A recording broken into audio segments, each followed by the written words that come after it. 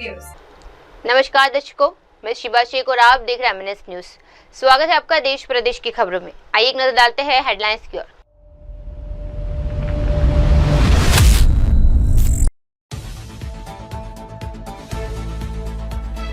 बिहार की शिक्षा व्यवस्था अंधेरी नगरी, बोले कन्हैया कुमार। संभल में गंगा जलस्तर बढ़ा। समृद्धि महामार्ग में 85,000 करोड़ का भ्रष्टाचार, बोले रोहित पवार। आइए देखते हैं खबर विस्तार से। अंधेरी नगरी जैसे हालात में बिहार की शिक्षा व्यवस्था, बोले कांग्रेस प्रभारी कन्हैया कुमार जी। बिहार से एक चौंकाने वाली खबर सामने आई है, जहां कॉलेज प्रिंसिपलों की नियुक्ति लॉटरी के जरिए की जा रही है। इस प्रक्रिया में महिला कॉलेज में भी पुरुष प्रिंसिपल बनाए जा रहे हैं, जो शिक्षा व्यवस्था की गंभीर समस्या को दर्शाता है। बिहार विश्वविद्यालय के वाइस चांसलर ने हाल ही में एक इंटरव्यू में कहा कि शहर के कॉलेजों में प्रिंसिपल पद के लिए बड़ी सिफारिशें आती है, इसलिए लॉटरी निकाली गई है।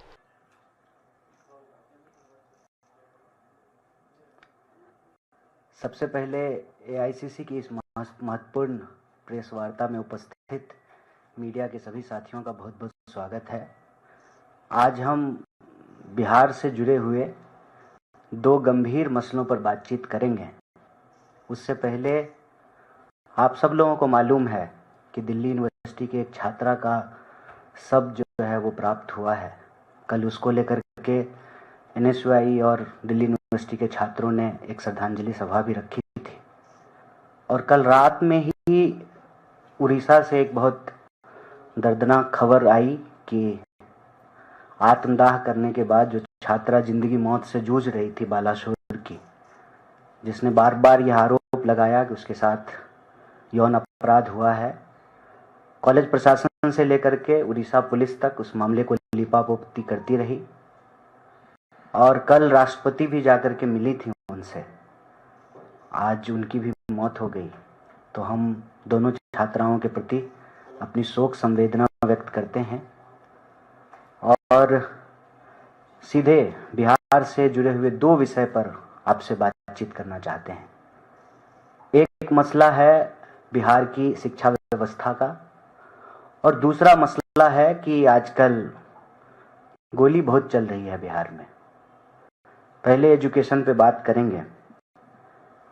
आप लोगों ने एक खबर सुना होगा, देखा होगा, आप लोगों ने उस खबर को छापा होगा अपने अखबारों में कि बिहार में एक अजीबोगरीब मसला सुनने को मिला कि कॉलेज के प्रिंसिपलों की नियुक्ति लॉटरी के माध्यम से की गई।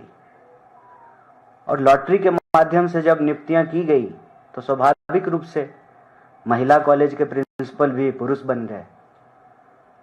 उसके बाद जो है वाइस चांसलर साहब का इंटरव्यू आया और बहुत सारी सफाई जो है वो दे रहे थे। फिर भी उस इंटरव्यू में जो उन्होंने तीन महत्वपूर्ण बात कही है, उससे बिहार में शिक्षा व्यवस्था किस स्थिति में है इसका पता चलता है। एक तो उन्होंने कहा कि शहरों के कॉलेज के प्रिंसिपल लोग बनना चाहते हैं, तमाम सिफारिशें आती हैं। तो जब एक पोस्ट के लिए कई दावेदार हैं और बड़े बड़े लोगों की सिफारिश आती है, तो लॉटरी निकालने के अलावे हमारे पास कोई उपाय नहीं था। और दूसरा उन्होंने कहा कि कोई नियम तो नहीं है ना कि महिला कॉलेज का प्रिंसिपल कोई पुरुष नहीं बन सकता है। बात ठीक है, नियम तो नहीं है, लेकिन प्रेसिडेंस यही है कि महिला छात्रावास की वार्डन महिला होती है और महिला कॉलेज की प्रिंसिपल महिलाएं होती हैं। नियम तो नहीं है, लेकिन नियम से बिहार में शिक्षा व्यवस्था चल ही नहीं रही है। मनमानेपन का नियम है। और आपने देखा होगा कि बिहार में जो है साला साली, जीजा, बेटा बेटी, तमाम तरह के आयोग बन रहे हैं। शिक्षकों की नियुक्तियां कैसे हो रही हैं, प्रिंसिपल की नियुक्ति कैसे हो रहा है, वाइस चांसलर की नियुक्ति कैसे हो रहा है, इसका पूरा पर्दाफाश जो है अपने आप होता हुआ दिखता है। बिहार की शिक्षा व्यवस्था को लेकर के आज एक कहावत बिल्कुल फिट बैठती है, अंधेर नगरी चौपट राजा, टके सिर भाजी टके सिर खाजा। मतलब मनमाने तरीके से बिहार में शिक्षा व्यवस्था चल रही है, कहने को उच्च शिक्षा है, जो अपने निम्नतम स्तर पर है। निम्नतम स्तर पर कहने का मतलब यह है कि आप किसी भी कॉलेज में टोटल इनरोल्ड स्टूडेंट का नंबर देख लीजिए। एक दिन अगर सारा स्टूडेंट आ गया, एक दिन, तो कॉलेज में पांव रखने की जमीन नहीं होगी। 4 कमरे का कॉलेज, और उस कॉलेज में स्टूडेंट का रजिस्ट्रेशन आप देखेंगे तो 30,000, 35,000, 40,000 तक के स्टूडेंट इनरोल्ड हैं। मतलब क्या है? पैसा दीजिए, डिग्री लीजिए। लेबर मार्केट है बिहार, किसी तरह से डिग्री ले लीजिए, नौकरी तो वहां मिलेगी नहीं, फिर वो डिग्री लेकर के पूरे देश में नौकरी के लिए भटकते रहिए। शिक्षा की हालत यह है कि प्रोफेशनल कोर्स के नाम पे मनमाने ढंग से फीस वसूली की जाती है। नियमित जो है सेशन नहीं चलता है। पूरे देश में ग्रेजुएशन 3 साल में होता है, बिहार में 5 साल में होता है। पंचवर्षीय योजना है। उसके बाद इंफ्रास्ट्रक्चर के नाम पे कुछ नहीं है, ना हॉस्टल है, ना लाइब्रेरी है, ना लैब है, ना जो है कॉमन रूम है। इंफ्रास्ट्रक्चर के नाम पे वहां पर स्टूडेंट को हर चीज की व्यवस्था अपने आप करनी पड़ती है। अगर स्टूडेंट बाहर कोचिंग में जाकर के पढ़ाई ना करे, कहीं भी नियमित क्लास नहीं चलता है। मतलब इंफ्रास्ट्रक्चर नहीं है, कॉलेज में जरूरत से ज्यादा स्टूडेंट इनरोल्ड होते हैं क्योंकि नियमित क्लास होता नहीं है, सेशन समय पे नहीं चलता है।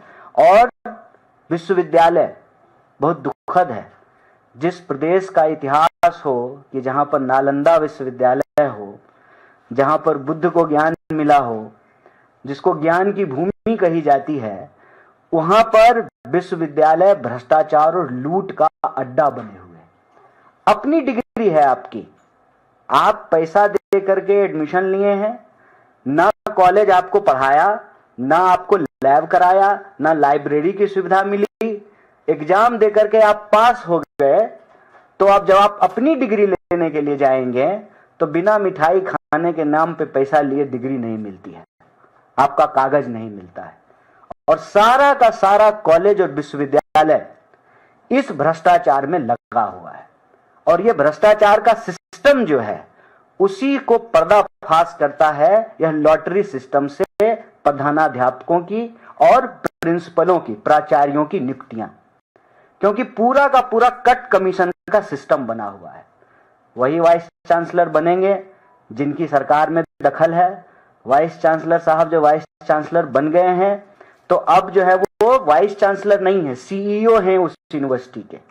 वहां से उगाही करनी है, कट कमीशन ऊपर मंत्रालय तक पहुंचाना है, पैसा स्टूडेंट से वसूलना है और फिर उनको जो है कागज की डिग्री देनी है।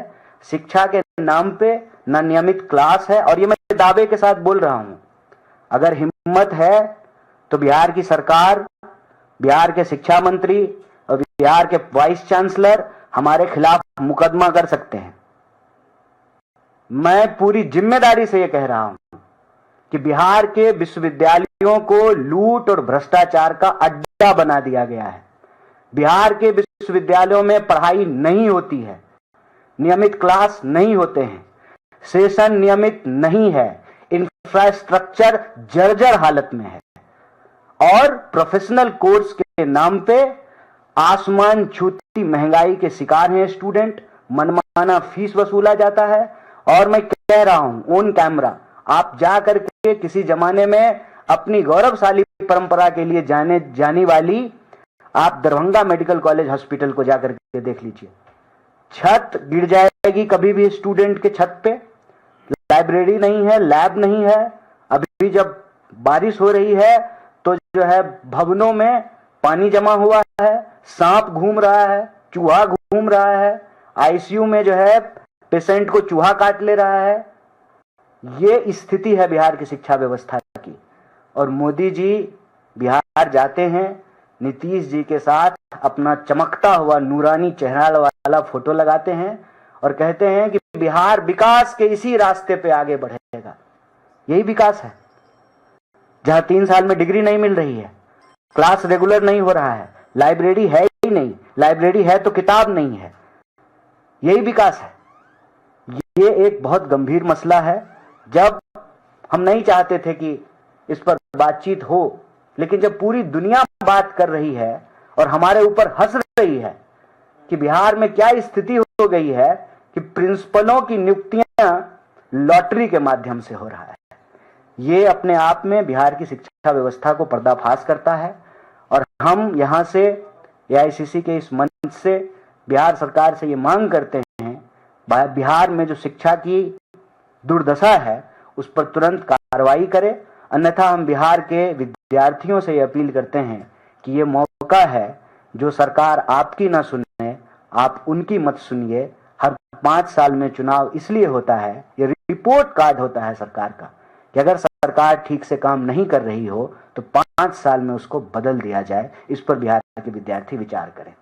दूसरा जो एक विषय आपके सामने रखना चाहते हैं कि सुशासन के तमाम दावों के बावजूद कोई ऐसा दिन नहीं बीतता है कि बिहार में कहीं ना कहीं गोली न चल रही हो। कल ही बेगूसराय में गोली चली। बिहार का कोई ऐसा शहर नहीं है जहां दिन दहाड़े गोलियां नहीं चल रही हैं। अपराधी खुले तौर पर अपराध कर रहे हैं और बड़ी बेशर्मी से बिहार के डिप्टी सीएम कहते हैं ऑर्गेनाइज्ड क्राइम खत्म हो गया है। सारा अपराधी ऑर्गेनाइज होकर के विधानसभा पहुंच गया है। अब तो पूरा कट कमीशन का सिस्टम है। अब तो जो है शूटर घूम रहे हैं, किराए के भाड़े के गोली चलाने वाले घूम रहे हैं, क्योंकि उनका सरगना तो सरकार में बैठा हुआ है। पुलिस का इकबाल खत्म हो गया है और तमाम विरोध के बावजूद नीतीश कुमार हमारे साथ नहीं है, लेकिन ये नीतीश कुमार का सरकार चलाने का तरीका नहीं है। इसका साफ मतलब है कि नीतीश जी सरकार नहीं चला रहे हैं। नीतीश जी के नाम पे कोई और सरकार चला रहा है, जो बिहार में सुशासन के तमाम दावों की पोल खोलता है और आज सवाल का जवाब नहीं देना पड़े, इसीलिए बार बार 90 को याद करते हैं। सरकार में आए हुए 20 साल हो गए हैं। ऐसा नहीं होता है कि ट्रेन आगे चलते चलते पीछे चलने लगे। बिहार में जो अपराध की स्थिति है उससे तो यही लगता है कि ये डबल इंजन जो है एक ही दिशा में नहीं चल रहा है। ये डबल इंजन ट्रेन के 2 दिशाओं में लगा हुआ है, एक आगे एक पीछे, और ये अपोजिट फोर्स बिहार में लग रहा है। ये डबल इंजन की सरकार नहीं है। ये डबल इंजन दरअसल खराब है, बेकार है, अचेत है। और डबल इंजन जो है इस महंगाई में, जब डीजल 100 रुपए लीटर हो गया है, एवरेज नहीं दे रहा है। इस डबल इंजन का पूरा फोकस जो है वो बिहार को लूट करके अपने खजाने को भरना है। और जो आयोग और कमीशन बने हुए हैं बिहार के लोगों की बेहतरी के लिए, वो आयोग और कमीशन जो है वो दामाद आयोग, बेटा आयोग, बेटी आयोग बन गया है। इसीलिए चाहे अपराध की बात हो या शिक्षा की दुर्दशा की बात हो, यह बिहार के भविष्य की बात है। बिहार की मौजूदा स्थिति चिंताजनक है। हम कांग्रेस पार्टी की तरफ से न सिर्फ इसके खिलाफ बोल रहे हैं बल्कि सड़कों पर हैं। और हम बिहार की जनता से ये कहते हैं कि जो सरकार आपकी शिक्षा ना बचाए, आपके जान माल की रक्षा ना करे, अपनी कुर्सी की रक्षा में लगी हुई हो, उससे उसका कुर्सी छीन लेना जरूरी है। बहुत बहुत शुक्रिया। आपके कोई सवाल होंगे तो मैं यथासंभव उत्तर देने की कोशिश करूंगा। धन्यवाद। कन्हैया जी, आपने बोला अपनी प्रेस कॉन्फ्रेंस में कि नीतीश कुमार सरकार नहीं चला रहे हैं, कोई और बैकडोर से सरकार चला रहा है। तो क्या आप ये आरोप और ये एलिगेशन बीजेपी पे लगा रहे हैं कि बीजेपी सरकार चला रही है और नीतीश कुमार सिर्फ एक पपेट सीएम के तौर पे है वहां पे? देखिए, नीतीश जी सरकार अगर चला रहे हैं तो गोली कौन चलवा रहा है, इसलिए हम ये सवाल पूछ रहे हैं। क्योंकि नीतीश जी जब आए थे तो उन्होंने कानून व्यवस्था को दुरुस्त कर देंगे, ये उनका सबसे बड़ा दावा था। अगर वो सरकार चला रहे हैं तो गोली कौन चला रहा है, और जो गोली चलवा रहा है वही सरकार चला रहा है। और यह बिहार के लिए अच्छा नहीं है कि लगातार अपराधियों के मनोबल बढ़ रहे हैं, पुलिस का इकबाल खत्म हो गया है। और मैं तो कहता हूं इस हद तक कि पुलिस महकमे में भी बैठे हुए लोग अपराधियों से मिले हुए हैं। अगर ऐसा नहीं है तो शराबबंदी के बावजूद शराब कैसे मिल रहा है? आप बिहार में अपना कैमरा बंद करके लोगों से बात कर लीजिए, कहेगा थाने से ही होम डिलीवरी हो जाती है। मुझे बता दीजिए सरकार कौन चला रहा है? सरकार अगर नीतीश जी चला रहे हैं तो शराब कौन पिला रहा है? सरकार अगर नीतीश जी चला रहे हैं तो गोली कौन चला रहा है? सरकार अगर नीतीश जी चला रहे हैं तो नीतीश जी तो परिवारवाद पे भाषण देते थे, फिर बेटा बेटी को जो है आयोग में कौन बिठा रहा है? इसीलिए यह प्रश्न जो है हम लोग उठा रहे हैं, और इस प्रश्न पे जब हम कह रहे हैं कि कोई और चला रहा है तो बोलने में कोई गुरेज थोड़ी है। यह सच है कि बीजेपी जो है नीतीश जी को निपटाने के लिए पूरा कार्यक्रम बनाई है। तो Kanhaiya ji, so you want to say that Jungle Raj was better than this Nitish period? No, there is no comparison between these two things. मतलब क्रीम का मसला नहीं है ना कि मुंह वाला क्रीम बढ़िया होगा कि पैर वाला क्रीम बढ़िया होगा। यह लोगों के जान माल का मसला है। किसी भी राज्य में अगर आम लोगों की जान जा रही हो, इसमें क्या तुलना करना है? ये तुलना की बात नहीं है, हकीकत की बात है। हकीकत ये है कि रोज गोली चल रही है, और बीजेपी जो है वो बिहार के लोगों को याद दिलाती है कि 90 का राज आ जाएगा। इसलिए हमने ये बात कहा कि 90 तो वापस नहीं आ सकता है। आ सकता है क्या? आप दोबारा जवान नहीं हो सकते हैं। इतिहास में जाकर के जो है देश चलेगा नहीं, देश तो आगे बढ़ेगा। 90 तो बीत गया, हम तो 2025 में रह रहे हैं। लेकिन 2025 में जब रोज गोलियां चल रही हैं और जो लोग जंगल राज बोलते हैं उन्हीं के राज में चल रहा है, तो फिर उनसे सवाल पूछा जाना चाहिए। बताइए, भ्रष्टाचार पे इतना भाषण देती है बीजेपी, अभी उसके एक मंत्री के ऊपर नकली दवा बेचने का आरोप लगा है। पार्किंग में जो है उसके नेता पाए जाते हैं अश्लील हरकत करते हुए। उनके लोग जो है भ्रष्टाचार के आरोप में पाए जा रहे हैं। उनके पास तमाम मंत्रालय है, शिक्षा मंत्रालय है, स्वास्थ्य मंत्रालय है। अगर दवाइयां नहीं मिल रही है तो फिर बीजेपी से ये सवाल पूछा जाएगा कि आप सुशासन का दावा करते थे, आप कानून व्यवस्था की बात करते थे, आप विकास की बात करते थे, आप डबल इंजन की सरकार की बात करते थे। क्या डबल इंजन की सरकार में डबल स्पीड से लोगों की हत्याएं हो रही हैं? डबल इंजन की सरकार में डबल स्पीड से जो है भ्रष्टाचार हो रहा है, लूट हो रहा है, कट कमीशन से सरकार चल रहा है, और डिप्टी सीएम आकर के कह रहे हैं कि संगठित अपराध खत्म कर दिए हैं। सारे संगठित अपराधी जो है एमएलए बन गए हैं, अब नीचे जो है उनके गुर्गे राज चला रहे हैं। पुलिस का इकबाल कैसे खत्म हो गया है? कैसे दिन दहाड़े जो है गोलियां चल रही हैं? तो ये एक गंभीर मसला है, ये तुलना की बात नहीं है, ये बिहार के लोगों के जान माल की बात है। सर, आपने बिहार की SIR पर जो वहां पे कमियां हैं, SIR पर जो बिहार में चुनाव आयोग की कमियां हैं, BLO जिस तरह काम नहीं कर पा रहे हैं, परेशान है, उस पे जो लोग खबरें कलेक्ट कर रहे हैं, लोगों तक पहुंचा रहे हैं, उन पे बिहार सरकार मुकदमे कायम कर रही है, FIR कर रही है। इस पर आपका क्या कहना है? ये तो बड़ी जो है शर्मनाक बात है, ये बड़ी शर्मनाक बात है। बिहार में बीजेपी लगातार सरकार में थी, लेकिन बिहार में शासन प्रशासन चलाने का तौर तरीका ये गुजरात वाला नहीं था कि RTI एक्टिविस्ट के ऊपर मुकदमा कर दिए, किसी कॉरपोरेट की चोरी पे सवाल उठाया तो मानहानि का केस कर दिया, हत्याएं करवा दी। ये बिहार की संस्कृति नहीं है। बिहार में शासन प्रशासन चलाने का ये तौर तरीका नहीं रहा। इससे दिखाता है कि नीतीश जी सरकार नहीं चला रहे हैं। ये भाजपा का स्टाइल है कि अगर आपसे कोई सवाल पूछेगा, आपके उसके ऊपर जो झूठे मुकदमे कर देंगे, आप जो है उनको पकड़ करके जेल में डाल देंगे। आप अपनी कमियों को दुरुस्त कीजिए। आप कमियों को दुरुस्त करने की बजाय जो है पत्रकारों के ऊपर जेल कर रहे हैं।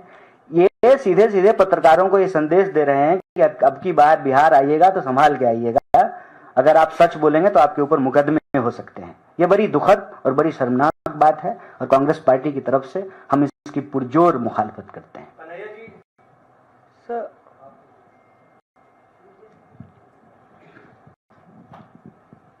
थैंक यू मौसमी जी। कन्हैया जी, सवाल ये है कि SIR के मुद्दे पे जो है चुनाव आयोग का ये कहना है कि हम शुद्ध मतदाता सूची चाहते हैं। आप लोग लगातार आंदोलन करने की बात कर रहे हैं और खबर ये भी है कि लाखों की तादाद में मतदाता सूची से जो मतदाता है उनको बाहर किया जा सकता है जो शुद्ध मतदाता सूची से संबंधित नहीं है।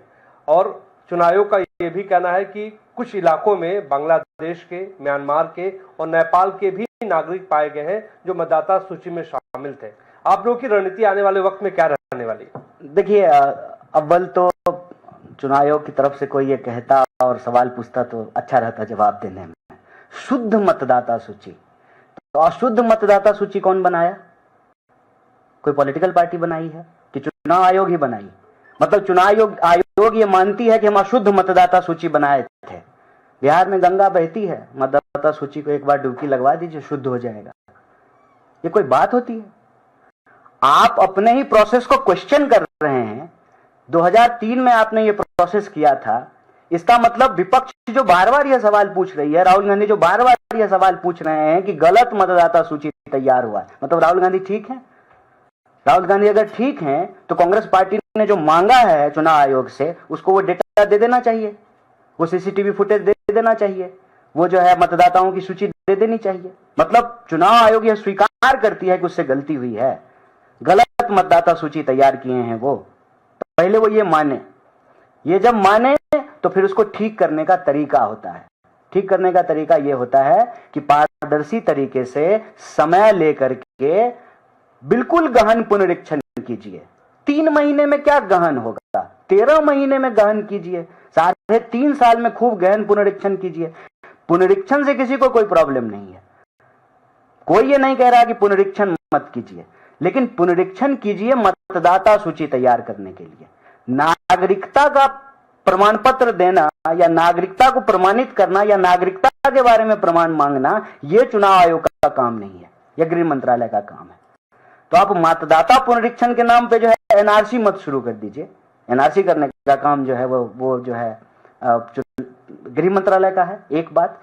दूसरी बात, आप स्वीकार कर रहे हैं कि गलती है, गलती ठीक कीजिए, बिल्कुल ठीक कीजिए। खुद बीएलओ आकर के कह रहे हैं ऑन कैमरा कि इतने कम समय में कैसे होगा। बीएलओ एक घर पे बैठा रहता है, उसके वॉलंटियर जो है 4 घर में फॉर्म भरवा रहे हैं। वो क्या फॉर्म भर रहा है, क्या फॉर्म नहीं भर रहा है। अरे आप लोग भी तो बहुत सारे बिहार के लोग हैं ना, आपको तो सच्चाई मालूम है कि कैसे फॉर्म भरा जा रहा है। और मतदाता प्रमाण पत्र के लिए, मतदाता सूची तैयार करने के लिए जो डॉक्यूमेंट्स मांगे गए हैं, तो सरकार के द्वारा जारी किया गया कोई भी डॉक्यूमेंट मान्य होना चाहिए। आप जन्म प्रमाण पत्र मांग रहे हैं, तो जन्म प्रमाण पत्र बिहार के कितने % लोगों के पास है? और अपना तो छोड़िए, माँ बाप का जन्म प्रमाण पत्र मांग रहे हैं। बिहार में जन्म प्रमाण पत्र मिलेगा? 50% स्टूडेंट जो है जनवरी में ही जन्मा है। भले ऐसा संभव है क्या? 1 जनवरी, 2 जनवरी, 3 जनवरी, 5 जनवरी सबका बर्थडे है, मेरा ही 2 बर्थडे है, बताइए। ये हकीकत है, क्योंकि आप स्कूल में गए पढ़ने के लिए, जन्म प्रमाण पत्र होता नहीं है, मास्टर साहब को जो मन किया वो लिख दिए। 1 जनवरी, 2 जनवरी, 4 जनवरी, 5 जनवरी अपना अपना जो है सर्टिफिकेट निकाल करके देख लीजिए, ये बिहार की हकीकत है। तो जो सालों से रह रहे हैं, जिनके पुरखे वहां रह रहे हैं, ठीक है, उनका सारा डॉक्यूमेंट है। अब आप मतलब बाहर से जाकर के बिहारियों को कह रहे हैं कि ये साबित कीजिए तुम बिहारी हो कि नहीं हो। तो मैं तो यही कहता हूं, बिहार के लोगों इस बार इनको बता देना कि हम पक्के बिहारी हैं।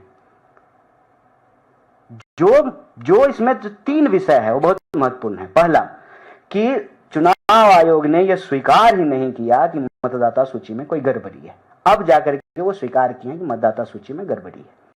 दूसरा, मतदाता सूची तैयार करना नागरिकता प्रमाणित करने की प्रक्रिया नहीं है। तो सरकार के द्वारा जारी किया गया कोई भी ऑफिशियल डॉक्यूमेंट, क्योंकि वो कोई घर में तो नहीं बना रहा है, सरकार जारी कर रही है, वो उसमें मान्य होना चाहिए, जो माननीय सुप्रीम कोर्ट ने भी कहा। और तीसरा, खूब गहन पुनरीक्षण कीजिए ना, 3 महीने में क्यों, 1 साल, 1.5 साल, 2 साल लेकर के खूब आराम से जो है गहन पुनरीक्षण कीजिए। अभी तो जो है जैसे तैसे भागम भाग में टारगेट पूरा करना है, जैसे कॉर्पोरेट में नहीं होता टारगेट पूरा करना है, वैसे टारगेट पूरा करने के लिए बीएलओ को दे दिया है। वो जो है वॉलंटियर भेज करके टारगेट पूरा करा रहा है। और चौथा, इस पूरे मसले पर जब चुनाव आयोग फंस गई, जब सुप्रीम कोर्ट ने भी कहा कि आप कौन होते हैं ये पूछने वाले और कि आप नागरिक हैं कि नहीं है ये साबित कीजिए। डीएम के टेस्टिमोनियल्स हैं, डीएम के इंटरव्यूज हैं, डीएम के वीडियोज लेवल है, जिसमें वो कह रहा है कि आप नागरिक हैं कि नहीं है इसका जांच करना जरूरी है, आप नागरिक हैं तभी तो आप वोटर होंगे। ये डीएम के स्टेटमेंट्स हैं। और इस पे जब पत्रकारों ने पूछना शुरू किया, पूरे देश में माहौल बन गया, चुनाव आयोग इसमें फंस गई, तो अब जो है दायां बायां निकलने की कोशिश कर रहे हैं। इसीलिए एक खबर प्लांट करा दिया गया कि जो है म्यांमार के और बर्मा के जो है लोग बिहार में पाए गए हैं। भाई बिहार के लोग पूरी दुनिया में पाए जाते हैं, कौन बिहार आ रहा है? पलायन इतनी बड़ी समस्या है, बिहार के लोग जो है पूरी दुनिया में जा रहे हैं, कौन बिहार चला जाएगा हमको बताइए? ये विश्वास करने वाली बात है। अगर मान लें कि ये खबर सही है, प्लांटेड नहीं है, तो गृह मंत्री कौन, हम हैं कि जैसा आगे बाबूजी हैं? तो जैसा आगे बाबूजी जवाब दें। लैंडलॉक स्टेट है ना, बॉर्डर स्टेट तो नहीं है बिहार। उधर सामने नेपाल लगता है, इंटरनेशनल बॉर्डर है। उसकी जिम्मेवारी किसकी? केंद्र सरकार की या जो है विपक्ष की? लॉ एंड ऑर्डर का मसला है, घुसपैठ का मसला है, इसमें तो नीतीश कुमार भी दोषी नहीं है, क्योंकि नेपाल की सीमा की रक्षा करने का काम बिहार पुलिस का नहीं है। वो सशस्त्र सीमा बल करती है, बॉर्डर सिक्योरिटी फोर्स करता है, उसके हेड जो है वो तो जैसा के बाबूजी हैं। अगर ऐसा हुआ है तो फिर उसके लिए कौन जिम्मेवार है? और 2003 में ही आपने ये प्रोसेस किया था, इसका मतलब 2003 का प्रोसेस भी ठीक नहीं है। अगर 2003 का प्रोसेस ठीक नहीं है, इसका मतलब 2005 में जो है गलत तरीके से जो है नीतीश कुमार मुख्यमंत्री बन गए। और सिर्फ गलत तरीके से 2005 में वो मुख्यमंत्री नहीं बने, तीसरी बार मुख्यमंत्री बने, और 2014 में मोदी जी को तो 39 सीट मिला है वहां से। इसका मतलब सारे म्यांमार के लोगों ने जब मोदी जी को वोट दे दिया, नेपाल के लोगों ने वोट दिया है। और सिर्फ 14 में ही नहीं, फिर 19 में भी दे दिया सबसे ज्यादा सीट, अभी 24 में ही हाल ही में दे दिया है। तो सारे सांसदों को जो है, अभी हुआ है ना चुनाव, सबका जो है सदस्यता रद्द कीजिए, दोबारा से 40 सीट पे चुनाव कराइए। खेल फंस गए तो जो है डिरेल कर देते हैं। मुद्दा भटकाओ योजना। म्यांमार और बांग्लादेश के लोग, नेपाल के लोग बिहार में पाए गए, अगर खबर सही है, जिम्मेवार कौन है? और फिर चुनाव जब क्यों हो रहे हैं? ये सब डिरेल करने की बात है। चुनाव आयोग बुरी तरीके से इसमें फंस गई है। जो राहुल गांधी कह रहे थे वह बात सही साबित हो गई है। ये चोरी का जो कार्यक्रम था वो पकड़ा गया है। तो ये नया तरीका बना लिए थे लिपापोती करने का, कि थोड़ा बहुत दिखा देंगे, दायां बायां माहौल हो गया है, सब ठीक है एकदम, ऐसा ही जो है आरोप लगाती है विपक्ष। लेकिन अब इसमें फंस चुके हैं और इनका जवाब इनको देना पड़ेगा, और विपक्ष के नाते हम ये सवाल उठाते रहेंगे। तो आपको लगता है कि एफआईआर के बहाने ये लोग वोटर काटने की तैयारी कर रहे हैं? नहीं, लगता नहीं है इसमें लगने के लिए अब कोई कुछ बचा नहीं है, ऐसा है जी। वो हम तो बीएलओ नहीं है, वो तो जाके आपको पूछना पड़ेगा, लेकिन रिस्क ये है कि आप पे केस हो सकता है, और बेऊर जेल की हालत बहुत खराब है तिहाड़ के मुकाबले, तो ये तो आपको जाके देखना पड़ेगा। आपने एक सवाल अभी उठाया है कि शिक्षा व्यवस्था की गुणवत्ता को लेकर बिहार में, तो आप ये बताइए, क्या कुछ आंकड़े आपके पास हैं, क्या कुछ आधार है कि कौन सी यूनिवर्सिटी का कितना सेशन लेट चल रहा है? कुछ आंकड़े लाए हैं आप? अभी तीन जगह पे जो है प्रिंसिपल की नियुक्ति हुई और लॉटरी से हुआ है। ये अपने आप में ही सब कुछ कह रहा है। इससे ज्यादा एविडेंट आंकड़ा क्या देना चाहिए? किसी भी आप अपने जिले के जो है डिग्री कॉलेज में चले जाइए, बिहार के एक कॉलेज में 30-30 हजार स्टूडेंट इनरोल्ड हैं, और उस कॉलेज को जब आप देखिएगा तो आपके दिमाग में एक ही विचार आएगा, अगर 30,000 स्टूडेंट एक दिन कॉलेज आया तो खड़ा कहाँ होगा? बैठने की छोड़ दीजिए, खड़ा कहाँ होगा? और कोई भी बिहार से जो पढ़ा हो, मैं भी पढ़ा हूँ, मेरी भी जो डिग्री है वो 4 साल में मुझे मिला ग्रेजुएशन का। जो भी पढ़ा है उससे पूछ लीजिए तुमको ग्रेजुएशन कितने साल में मिला है। और वाइस चांसलर की नियुक्ति कैसे हो रही है, वो वाइस चांसलर के ही बयान से पता चलता है। वाइस चांसलर ऑन कैमरा कह रहे हैं कि इतनी सिफारिशें आती हैं पटना के लिए कि किसका करें किसका नहीं करें, इसलिए लॉटरी निकाल दी है। बताइए, इससे ज्यादा और क्या आंकड़ा दें आपके सामने? कन्हैया जी, ये नियमित क्लास नहीं है, नियमित सेशन नहीं है, इंफ्रास्ट्रक्चर नहीं है, और भ्रष्टाचार और लूट का अड्डा बना हुआ है। आप चले जाइए तो भवन बनाने के नाम पर, किताब खरीदने के नाम पर, खिचड़ी खिलाने के नाम पे प्रिंसिपल साहब और पूरा का पूरा कॉलेज का महकमा दिन भर इसी में लगा रहता है। Cut commission. सर ये हम लोग की मेरी सहयोगी श्रेया ने ऑपरेशन वोटर लिस्ट किया है, जिसमें सीमांचल के तमाम इलाकों में लगभग बीएलओ खुद ही कह रहे हैं कि 1 लाख वोटर हट गए हैं, जो कि मुख्य तौर पे अल्पसंख्यक समुदाय के हैं, और इन्होंने 2024 में वोट किया है। 2025 की लिस्ट में भी इनका नाम था, लेकिन फाइनल लिस्ट से हटा दिया गया और वो कह रहे हैं कि हम नहीं जानते जिले में ये काम हो रहा है। बीएलओ ढूंढे नहीं मिल रहे हैं, और स्ट्रिंग में ये दिखता है कि परिवार वाले परेशान है, ढूंढ रहे हैं बीएलओ को, और बीएलओ खुद ही फॉर्म बिना किसी डॉक्यूमेंट के भर के ऐसे ही फर्जी तरीके से भेज रहा है। उसमें ये भी कह दे रहा है कि बॉर्न इन इंडिया या नॉट, उस पर भी टिक मार्क बीएलओ ही कर रहा है। तो एक तरीके से वही बिल्कुल ऑल पावर सर्वे सर्वा बना है। कितनी धांधली स्केल पे हो सकती है इसको लेके, जो पूरी पड़ताल हुई? देखिए, इसमें धांधली हो रही है, इसमें कोई दो राय नहीं है। ये लगता नहीं है, हमने कहा कि ऐसा है, लेकिन ना उसमें मैं एक छोटा सा करेक्शन करूंगा कि ये मसला अल्पसंख्यक का नहीं, बहुसंख्यक का है। बहुसंख्यक का मसला यूं ऐसे है कि जो डॉक्यूमेंट 11 डॉक्यूमेंट मांगा गया है, बहुसंख्यक लोग ऐसे हैं जिनके पास वो 11 डॉक्यूमेंट नहीं होगा। खास करके जन्म प्रमाण पत्र, जाति प्रमाण पत्र, ये आम लोगों के पास नहीं है। जाति प्रमाण पत्र के विषय में मैं आपको बता दूं कि जिनको जाति प्रमाण पत्र बनाना पड़ता है जब कोई सरकारी लाभ मिलने की संभावना हो, उसका प्रोसेस इतना लेंदी है कि मान लीजिए कि आप SC ST या OBC का जाति प्रमाण पत्र बना करके कॉलेज का फीस माफ कराने के लिए जाएंगे, वो सिस्टम इतना खराब है कि लोग जनरल प्रोसेस से चले जाते हैं। ये पिछले प्रेस कॉन्फ्रेंस में ये मसला हमने उठाया था कि गजब हो रहा है।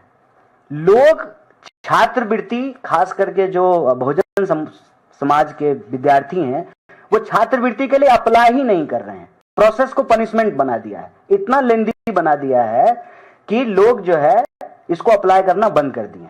तो आप ब्लॉक में कोई कागज बनाने के लिए चले जाइए, आप आवासीय बनवाने के लिए चले जाइए, आप जाति प्रमाण पत्र बनाने के लिए चले जाइए, आप बर्थ सर्टिफिकेट बनाने के लिए चले जाइए, वो ऐसे तो बनेगा नहीं। मिठाई खाने के नाम पे बिना पैसा लिए आपको कोई प्रमाण पत्र ब्लॉक में नहीं बनेगा। और मैं ये ऑन कैमरा बोल रहा हूं, पूरा सिस्टम है करप्शन का, ये हर दफ्तर में यही होता है। तो लोग ना हिचकते हैं सरकारी दफ्तरों में जाकर के कागज बनाने में, जब बहुत जरूरी नहीं हो तो वो नहीं बनवाते हैं। तो मैं दावे से कहता हूं कि जो जनरल कैटेगरी के लोग हैं, 100 में से 100 किसी के पास भी जाति प्रमाण पत्र नहीं होगा बिहार में। 100 में से 100 कोई नहीं बनवाता है।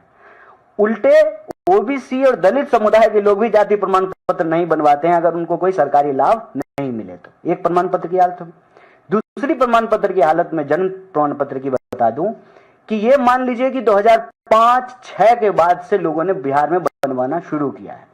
उससे पहले किसी के पास भी बर्थ सर्टिफिकेट नहीं है। अगर ऐसा होता तो बिहार के स्टूडेंट, स्पेशली आप उनका जन्म पूछिए, वो कहेगा कि 2 बर्थडे है, एक जो है ओरिजिनल और एक जो स्कूल में मास्टर साहब ने लिख दिया था।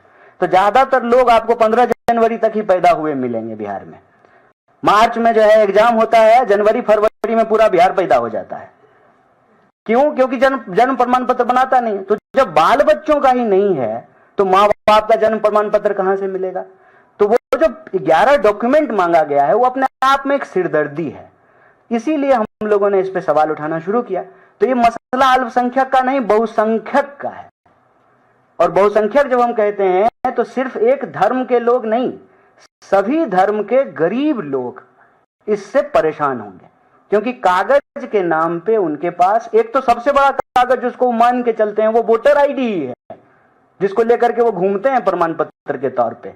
यहां तो दिल्ली में भी बिहार से मजदूर लेबर चौक से काम कर रहा हो तो कांस्टेबल रोक करके पूछ देता है, बिहारी कहां से जा रहे हो, कहां आ रहे हो, दिखाओ प्रमाण पत्र दिखाओ। बोल भी रहा है ये बिहारी, कांस्टेबल डंडा लेकर के बोल भी रहा है ये बिहारी, और फिर कहता है कि प्रमाण पत्र दिखाओ। ये दिल्ली में होता है।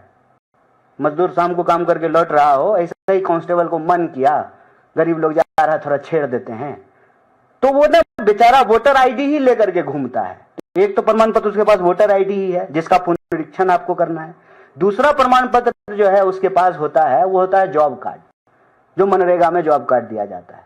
और तीसरा, इतना प्रचार किया मेरा आधार मेरी पहचान, मेरा आधार मेरी पहचान, मतलब ऐसा हो गया कि हर चीज में जो है आधार लिंक करना है। जब तक पैन कार्ड में लिंक नहीं कीजिएगा तब तक जो है आपका जो है ITR नहीं बढ़ा जाएगा। तो आधा तो समय लोगों का आधार लिंक करने में ही चला गया, आधार डॉक्यूमेंट है कि नहीं है, ओरिजिनल है कि नहीं है।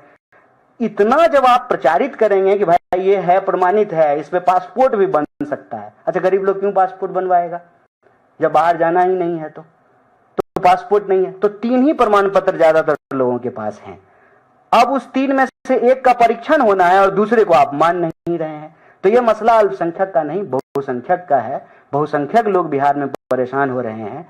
स्वाभाविक रूप से हिंदू मुसलमान तो इनका नेशनल सिलेबस है, तो ये तो वो ले ही आते हैं। लेकिन बिहार में वोटर पुनरीक्षण का मामला किसी एक धर्म से नहीं, सभी जाति समुदाय से जुड़ा हुआ मसला है। एक सवाल ये भी है, कल चुनाव आयोग की तरफ से आधिकारिक तौर पर जो आंकड़ा आया है उसमें करीबन 4% वोट माना गया है, जिसमें या तो लोगों की डेथ हो गई है 1%, 1.5% लोगों की, 2% ऐसे हैं जो कि जो है ट्रांसफर हो चुके हैं और 1% के आसपास ऐसे हैं जो जिनके पास डबल वोट था। तो उस हिसाब से करीबन 35 लाख लोगों का नाम इस लिस्ट से बाहर होने की जानकारी अब तक जैसी निकल के सामने आई है।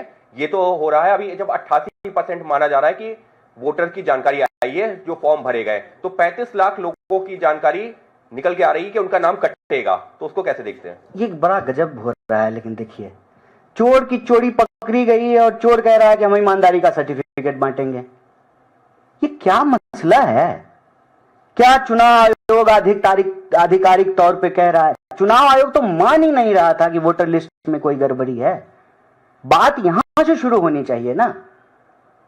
ये महाराष्ट्र चुनाव से लेकर के हरियाणा चुनाव से ये महीने हो गए हम लोग लगातार बोल रहे हैं कि वोटर लिस्ट में गड़बड़ी है, वोटर लिस्ट में गड़बड़ी है, वोटर लिस्ट को ठीक करना चाहिए। हम ही लोग बोल रहे हैं। अब ऐसा लग रहा है कि हम लोग अपराधी हैं और चुनाव आयोग जो है बड़ा ईमानदार है। तो कौन बनाया ये वोटर लिस्ट? 2003 में पुनरीक्षण हुआ था। वो पुनरीक्षण कौन किया था? कांग्रेस पार्टी की थी कि चुनाव आयोग ने किया था? उसके बाद लगातार चुनाव हो रहे हैं। हम थोड़ी कह रहे हैं कि आप वो वोटर लिस्ट को करेक्ट मत कीजिए। आप वोटर लिस्ट को करेक्ट कीजिए, अच्छे से कीजिए, लीपापोती मत कीजिए, गड़बड़ी रोकने के नाम पे और गड़बड़ी मत फैलाइए। हम तो यही कह रहे हैं ना। मतलब वो अगर आधिकारिक बयान है वोटर चुनाव आयोग का, मतलब चुनाव आयोग स्वीकार कर रही है कि गड़बड़ी हुई है। और गड़बड़ी हुई है मतलब 35 लाख गलत लोगों ने वोट देकर के देश के प्रधानमंत्री को जो है मोदी जी को प्रधानमंत्री बना दिया है। गलत तरीके से वोट देकर के जो है इनकी 3 बार सरकार बना दी है। गलत तरीके से वोट देकर के जो है 4 बार सरकार बना दी है बिहार में। यह सवाल तो चुनाव आयोग से पूछा जाना चाहिए ना कि आप लगातार मना करते रहे कि ऐसा कुछ हुआ ही नहीं है, और जब आप स्वीकार कर रहे हैं कि गड़बड़ हुआ है तो ठीक कीजिए। 3 महीने में कैसे आप ठीक कर देंगे? 14 करोड़ जनगणना नहीं हुई है। जनगणना अगर होगी तो बिहार का पॉपुलेशन अब 13 करोड़ नहीं, कम से कम 14 करोड़ हो गया होगा। 14 करोड़ लोगों के बीच में कौन मतदाता हैं, कौन ऑथेंटिक हैं, कौन ऑथेंटिक नहीं है, किनका नाम 2 जगह पे है, किनका नाम 1 जगह पे है, कौन मर गए, कौन जिंदा है, किनका जुड़ना चाहिए, कितना कटना चाहिए, ये 3 महीने में कैसे पॉसिबल है? हम तो टाइमिंग पे सवाल उठा रहे हैं, प्लस जो आप डॉक्यूमेंट मांग रहे हैं हम उस पे सवाल उठा रहे हैं कि नागरिकता प्रमाणित करने का और नागरिकता की जांच करने का अधिकार आपको नहीं है। आप वोटर पुनरीक्षण के नाम पे जो है नागरिकता प्रमाणित करने के लिए लोगों को मत कहिए। कोई भी सपोर्टेड डॉक्यूमेंट अगर है किसी भी नागरिक के पास तो उस आधार पे जो आप उसको वोटर बना सकते हैं। सिर्फ इतनी बात कह रहे हैं। और हम जो कह रहे हैं कमोबेश माननीय सुप्रीम कोर्ट ने भी यही कहा है। तो अब जो है बार बार आधिकारिक बयान आ रहे हैं चुनाव आयोग के। पहले तो चुनाव आयोग को यह कहना चाहिए ना कि हाँ गड़बड़ी थी इतने सालों से, और जो है हम लोग माफी मांगते हैं राहुल गांधी जी के ऊपर जो है हमने गलत आरोप लगाया था। देश के प्रतिपक्ष जो नेता प्रतिपक्ष ठीक बोल रहे थे और उनके ही कहने पे हम लोगों को ये दिखाई दिया है। अब हम इसको जाकर के ठीक करेंगे और गड़बड़ी को ठीक करेंगे और गड़बड़ी नहीं फैलाएंगे। जी, my question is not related to Bihar. Yesterday, Lok Sabha Speaker Om Birla convened a meeting for media persons, and he handed over a copy of Constitution to many of them. The problem is that the word socialism and secularism was not seen in that Constitution. Even though they are claiming that this is an older, it is a copy of an older version. What is your comment on this? First of all, I don't know about this meeting and I don't have that copy. If you have that copy, no, you must give it to him back. उसके मुंह पे जो है उनको ही दे के आना चाहिए था, आदर से, जितना आदर आपके मन में हो उनके प्रति वहीं दे के आना चाहिए था। ये एक कोशिश है, जो कोशिश के बारे में नेता प्रतिपक्ष राहुल गांधी पिछले चुनाव में बोल रहे थे कि 400 सीट ये इसलिए मांग रहे हैं कि ये संविधान बदलना चाहते हैं। 400 सीट तो आई नहीं है, लेफ्ट और राइट, एक टांग जो है, एक बैसाखी जो है नीतीश जी के हाथ में और दूसरी बैसाखी चंद्रबाबू नायडू के हाथ में है। लेफ्ट राइट बैसाखी से सरकार चल रही है। तो ये ना इनडायरेक्ट तरीके से वही, मतलब एक और तरीका है, सीधे नहीं जा सकते हैं तो चोरी से कुछ कर लें, ये वही तरीका है। और ये ना कोई नई बात नहीं है। बीजेपी आरएसएस इस देश के संविधान को नहीं मानती, ये उसकी मजबूरी है कि संविधान का शपथ लेंगे। देखिए, मौका मिला तो संगोल लेकर के आ गए, संविधान नहीं लेके आए थे। जब हारे 240 पे आए तो तुरंत संविधान लेके आ गए। तो संविधान जो है ना, क्योंकि संविधान सबकी रक्षा करता है, दक्षिण पंथी, वामपंथी, मध्य मार्गी, सबकी रक्षा संविधान करता है, हम भारत के लोग। तो जब भी जरूरत पड़ती है तो भले संविधान माने नहीं माने, तुरंत उसके पीछे छुप जाते हैं और जो ही कंफर्टेबल सिचुएशन में आते हैं उसको खत्म करने की कोशिश करने लगते हैं। लेकिन कांग्रेस पार्टी की तरफ से हम उनको ये चुनौती देते हैं, संविधान के साथ कोई भी छेड़छाड़ यह देश बर्दाश्त नहीं करेगा। और ये संविधान की ही ताकत है कि आप उस कुर्सी पे बैठे हुए हैं, ये संविधान की ही ताकत है। बेचे चाय कि नहीं बेचे नहीं मालूम है, लेकिन अगर बेचे तो एक चाय बेचने वाला देश का प्रधानमंत्री बन सकता है, भले अब चाय नहीं बेच रहे हो, रेल बेच रहे हो। ये उस संविधान की ताकत है। They should not do such things, it is totally against the spirit of Indian democracy and as member of opposition party we will raise this issue with full capability capacity. Shubhanshu Shukla की वापसी हो चुकी है, कांग्रेस पार्टी भी स्वागत करेगी क्योंकि भारत का नाम उन्होंने अंतरिक्ष में जाकर ऊंचा किया है। लेकिन आपकी पार्टी के नेता हैं उदित राज, उनका कहना है कि शुक्ला जी की जगह किसी ओबीसी एससी एसटी को स्पेस में भेजा जाना चाहिए था, क्या प्रतिक्रिया है? नहीं, पहले तो मुझे क्रिया ही नहीं मालूम है तो प्रतिक्रिया कैसे दें? पहले तो मुझे क्रिया मालूम होनी चाहिए फिर प्रतिक्रिया दें, ठीक है। लेकिन सबको स्पेस में जाना चाहिए, क्या दिक्कत है, सब जाएं, क्रिया पहले मालूम कर लेते हैं।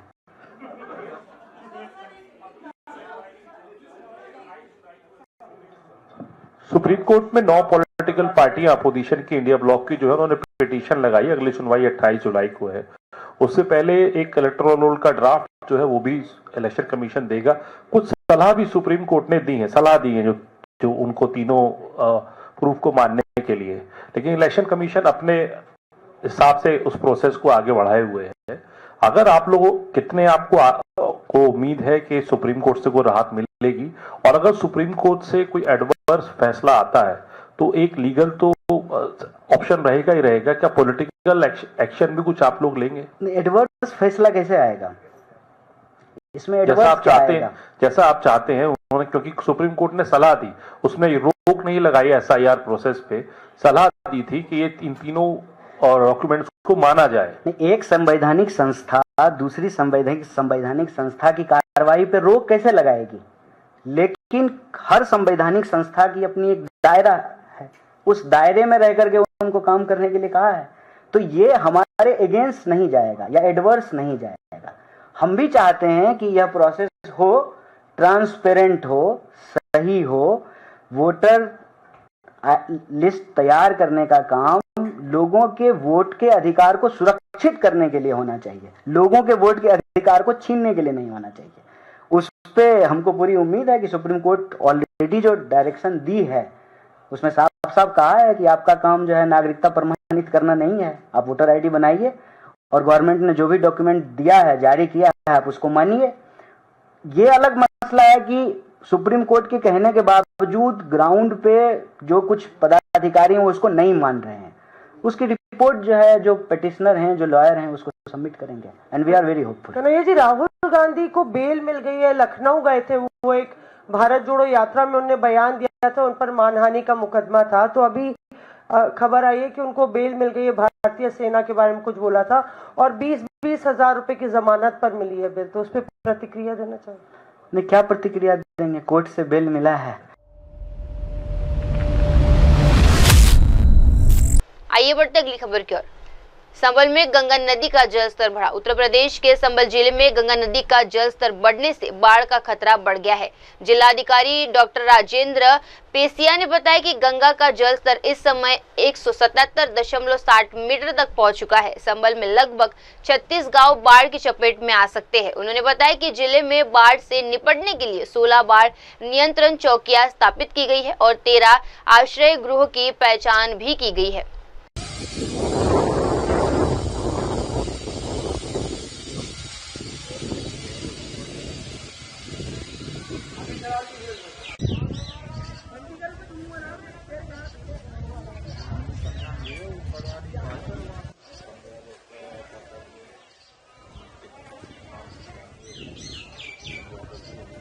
हमारे जनपद में बाढ़ से संबंधित कुल 36 ग्राम प्रभावित होते हैं, जिसमें हमने 16 बाढ़ चौकियां बनाई है, 13 बाढ़ शरणालय चिन्हित किए गए हैं, नाव हेतु अनुबंध हमारे द्वारा किए जा चुका है और बाढ़ राहत किट के सारे टेंडर भी पूरे किए जा चुके हैं। वर्तमान में जो गंगा जी का जल स्तर है वो 177.60 मीटर है और जो जल है उसमें लगभग 62,000 क्यूसेक है और जो 2 दिन बाद घट करके 31,900 क्यूसेक रह गया है।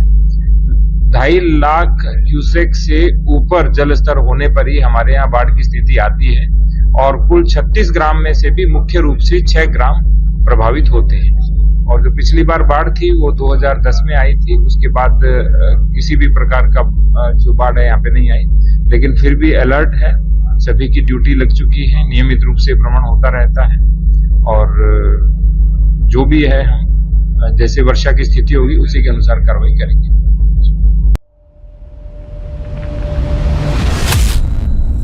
आइए बढ़ते अगली खबर की ओर।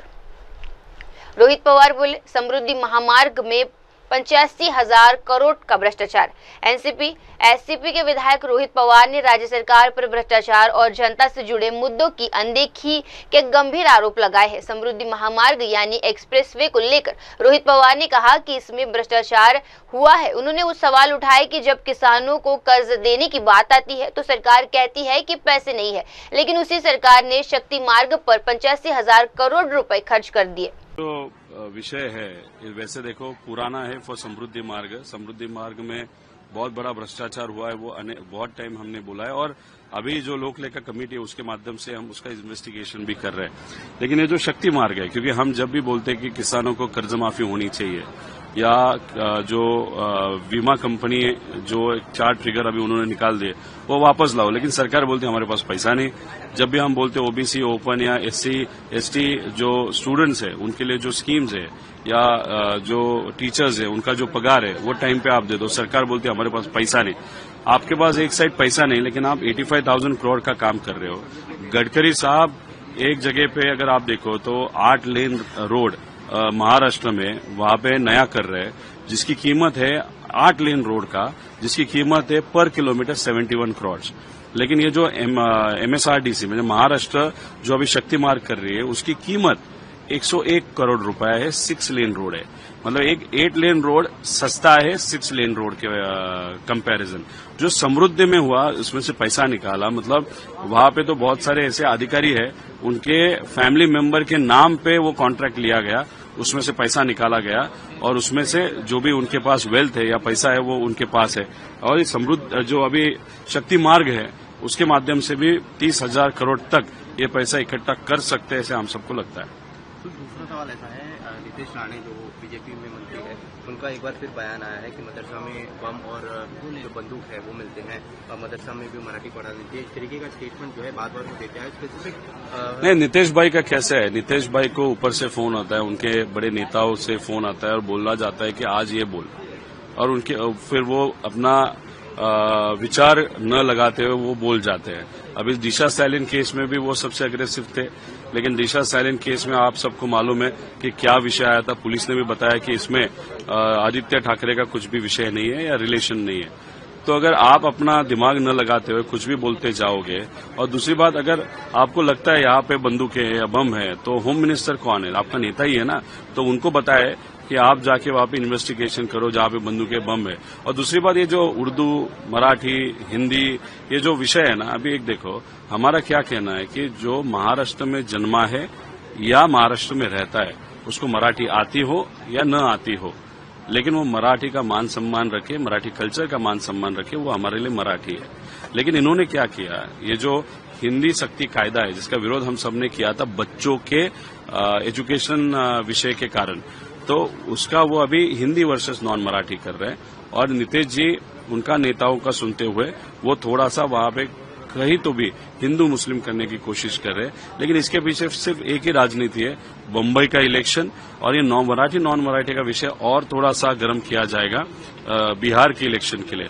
अभी आज भी देखो अधिवेशन में ऐसे कुछ प्रश्न हैं जिस प्रश्न पे शायद वो हिंदू मुस्लिम करने का प्रयास इस सरकार के माध्यम से किया जाएगा। अभी अधिवेशन में वो विषय आएगा, देखते हैं अभी उनका उस बारे में रणनीति क्या है। लेकिन इसके पीछे एक ही रणनीति है, बम्बई का इलेक्शन। आपको लगता है कि सरकार दोहरी नीति कर रही है, क्योंकि खुद के मंत्रियों के लिए एक अलग नियम बनाया जा रहा है जिसके ऊपर कोई कार्रवाई नहीं हो रही है इस तरीके की टिप्पणी देने को लेकर, और जो विरोधक है उनके लिए अलग कानून बनाया जा रहा है। यदि वो कुछ कहते हैं या वो सरकार के खिलाफ आंदोलन करते हैं तो उसके खिलाफ, प्रोटेस्ट के खिलाफ सरकार जो है एक्शन लेती है, और दूसरी तरफ उनके मंत्री इस तरीके का बयान देते हैं। ये तो बीजेपी की खासियत है, उनका नेता, उनका कार्यकर्ता, उनका आमदार या खासदार जो भी बोलता है उसको वो सपोर्ट करते हैं, उस पर कार्रवाई कोई भी की नहीं जाती, कितना भी पैसा खाओ। मतलब आप करप्शन कर रहे हो, आपके पास पूरा प्रूफ है।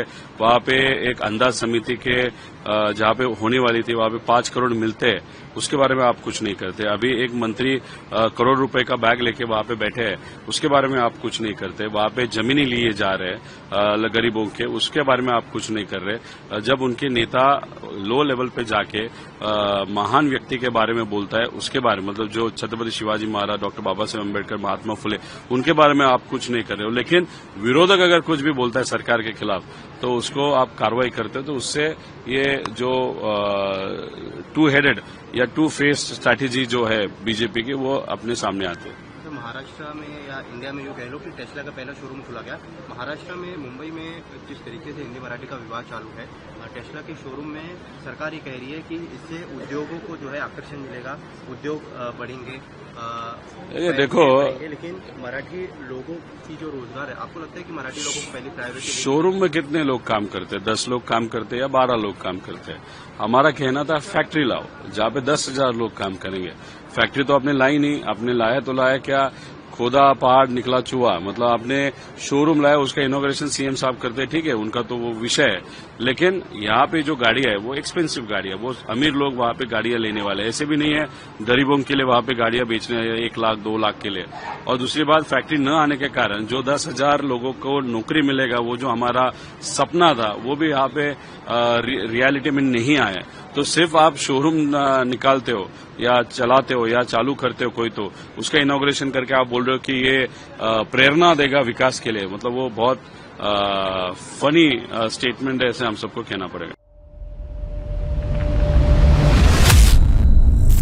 आइए बढ़ते अगली खबर की ओर। बिहार में मतदाता सूची पुनर्निरीक्षण पर अजय आलोक का हमला। बिहार में चल रहे मतदाता सूची के विशेष गहन को लेकर सियासत तेज हो गई है। भाजपा नेता अजय आलोक ने इस मुद्दे पर विपक्ष पर करारा हमला बोला है। उन्होंने कहा कि विपक्ष उन लोगों को लेकर चिंतित है जिन्हें भारत का नागरिक ही नहीं माना जा सकता, लेकिन बांग्लादेशी, रोहिंग्या और नेपाल मूल के लोग हैं। बहुत परेशान है, व्याकुल भारत हो रहे हैं विपक्ष। उनको अपने बांग्लादेशी भाई, रोहिंग्या भाइयों के लिए, म्यांमारी भाइयों के लिए, नेपाली भाइयों के लिए, भाईजानों के लिए बहुत चिंता हो रही है। चुनाव आयोग तो अपना काम कर रहा है। जो मृत हुए वोटर हैं, जो डबल वोटर्स हैं, जो स्थानांतरित वोटर हैं, उनको भी इंक्लूड कर रहा है कि उनके नाम काटे जाएंगे इलेक्टोरल रोल से। इससे परेशानी किसी को नहीं है। 88.1% लोग अपना फॉर्म अपलोड कर चुके हैं टोटल वोटर लिस्ट का। उसके बावजूद भी विपक्ष को परेशानी है, पेट में दर्द हो रहा है। तो स्वाभाविक है, व्याकुल भारत क्यों हो रहे हैं, इसकी व्यथा समझी जा सकती है। कर्नाटक बेंगलुरु में एआईसीसी की ओबीसी सलाहकार परिषद की बैठक, उसमें मुख्यमंत्री सिद्धरामैया ने कहा है कि भाजपा ने कभी भी ओबीसी लोगों को सशक्त नहीं किया है। हमने इस बारे में डिस्कशन किया है क्योंकि ये कुल जनसंख्या का 90% से अधिक है। ऐसा है कि सिद्धारमैया जी को बोलिए सबसे पहले कि उनको अपना भूमि अधिग्रहण कानून वापस लेना पड़ा, क्योंकि 1000 से ज्यादा किसानों ने, जिसमें ज्यादातर ओबीसी थे, उन्होंने आंदोलन किया। इनको अपने भूमि अधिग्रहण कानून को वापस लेना पड़ा। क्या इनके सरकार के ऊपर ये थप्पड़ नहीं है? जब से कर्नाटक में कांग्रेस की सरकार आई है, कर्नाटक में सिर्फ नाटक हो रहा है, उसके अलावा कुछ हुआ है? ओबीसी ओबीसी ओबीसी चिल्लाते से ओबीसी का भला नहीं होता है। आज तक इन्होंने ओबीसी का आरक्षण तो कर्नाटक में समाप्त करके मुसलमानों को दे दिया। ये क्या ओबीसी की बात करेंगे?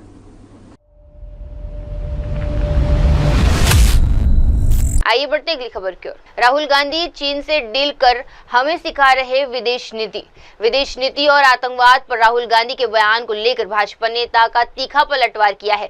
पार्टी के राष्ट्रीय महासचिव तरुण चुग ने कांग्रेस नेता पर गंभीर आरोप लगाए हैं। उन्होंने कहा कि विदेशी मंत्री एस जयशंकर ने एससीओ के मंच पर पहलगाम आतंकी हमले का मुद्दा उठाया और आतंकवाद को खत्म करने पर जरूर चर्चा जताई है। वहीं दूसरी तरफ राहुल गांधी पर आरोप लगाते हुए उन्होंने कहा कि वे गुपचुप तरीके से चीनी राजदूतों से मिलते हैं, चीन के साथ गुप्त समझौते पर हस्ताक्षर करते हैं और कथित तौर पर चीन से पैसे भी लेते हैं। विदेश मंत्री श्री जयशंकर जी ने एससीओ के मंच से पहलगाम के आतंकी हमले की चर्चा की है, भारत के आतंक के समूल नाश पर चर्चा की है। राहुल गांधी जी खुद तो आप चीन के राजदूत से छुप छुप कर मुलाकातें करते हैं, चीन से गुप्त एमओयू साइन करते हैं, चाइना से पैसा लेते हैं। वही अब आप हमें विदेश नीति पर भाषण भी दे रहे हैं। ये बेशर्मी नहीं तो और क्या है?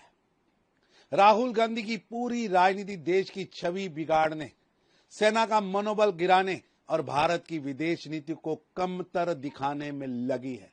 लेकिन देश समझ चुका है कि ये चीन का राहुल गांधी के साथ प्रेम पुराना है, ये रोग बहुत पुराना है।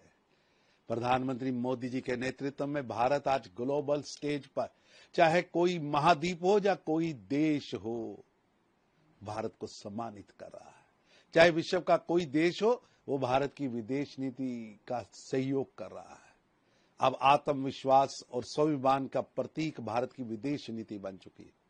कांग्रेस के वक्त भारत की छवि मौन और कमजोर नेतृत्व वाली थी।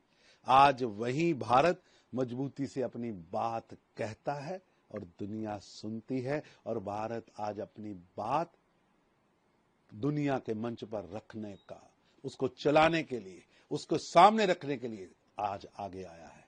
राहुल गांधी को अगर शर्म नहीं आती तो कम से कम तथ्यों की इज्जत करनी चाहिए। जी सर, एक श्लोक ऐड करने चाहिए। सिलेबस में तो किया ही जाएगा, लेकिन उससे पहले प्रेयर्स में स्टार्ट किया जाए। तप तपस्या एवं देव भूमि उत्तराखंड की सरकार का ये निर्णय स्वागत योग्य है। गीता और श्री रामायण का पाठ्यक्रम में शामिल करना केवल शिक्षा नहीं, पीढ़ियों को सांस्कृतिक चेतना से जोड़ने का कार्य है। गीता केवल एक धार्मिक ग्रंथ नहीं, वह जीवन प्रबंधन, कर्तव्य बोध और आत्म बल का शाश्वत स्रोत है।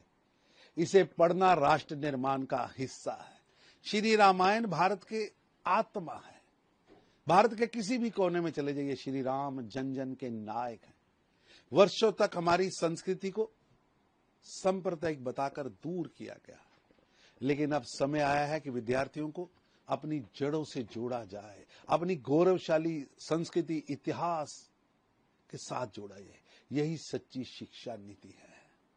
प्रधानमंत्री मोदी जी के भारत के गौरवशाली अतीत को वर्तमान से जोड़ो मंत्र को उत्तराखंड सरकार ने जमीन पर उतारने का साहसिक कदम उठाया है। ये हर राज्य के लिए प्रेरणा होनी चाहिए। ये हर छात्र के जीवन में परिवर्तन लाएगी।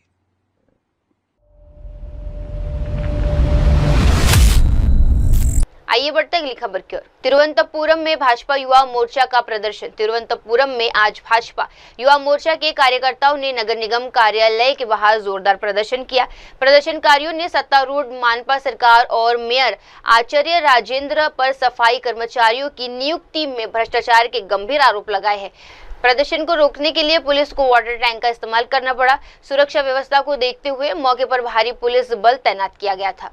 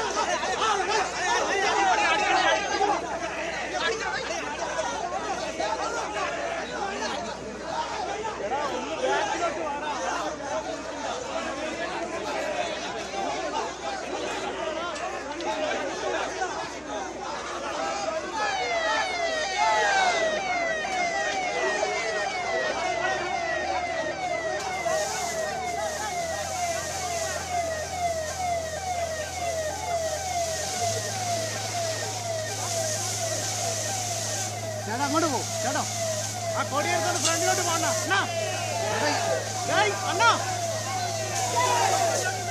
ഇയാൾ എന്തൊരു ഇയാൾ ഫ്രണ്ടിൽ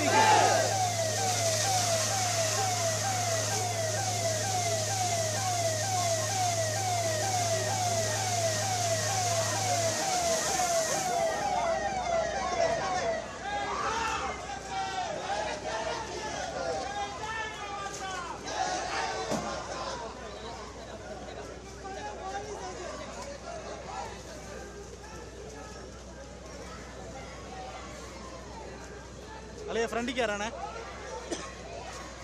പോവാടാ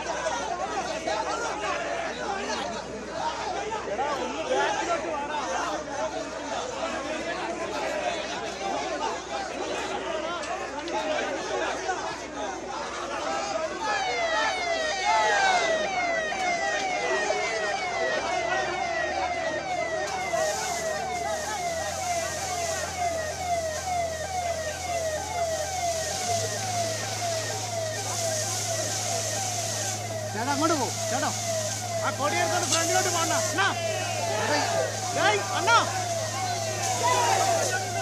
ഇയാൾ എന്തൊരു ഫ്രണ്ടിൽ നിൽക്കുന്നത്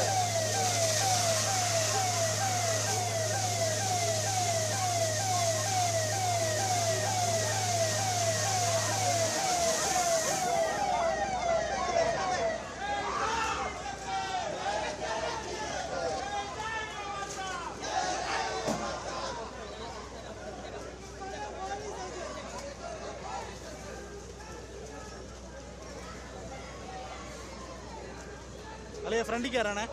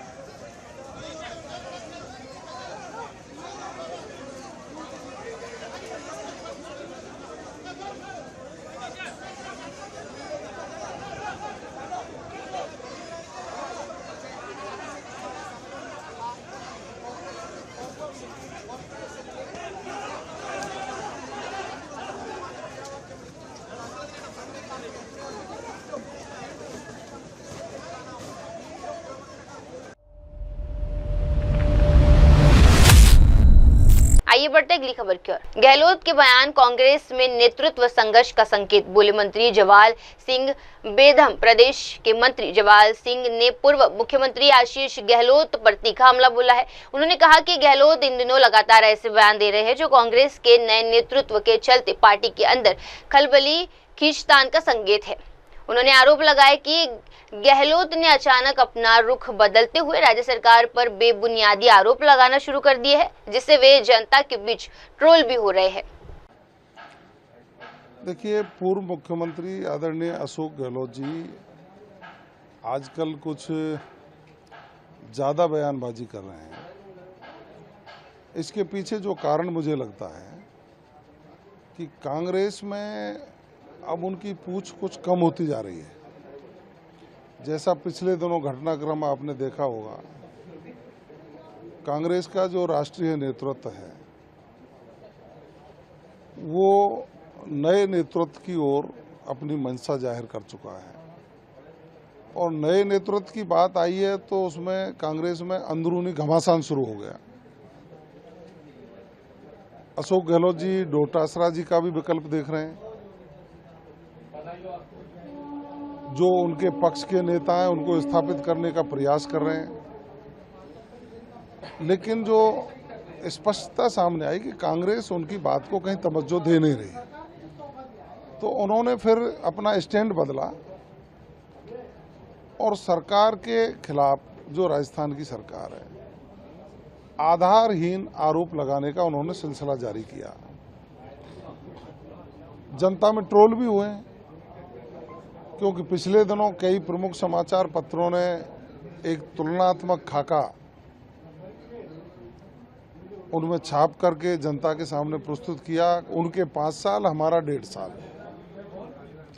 वो 5 साल में नहीं कर पाए, वो हमने 1.5 साल में करके दिखाया।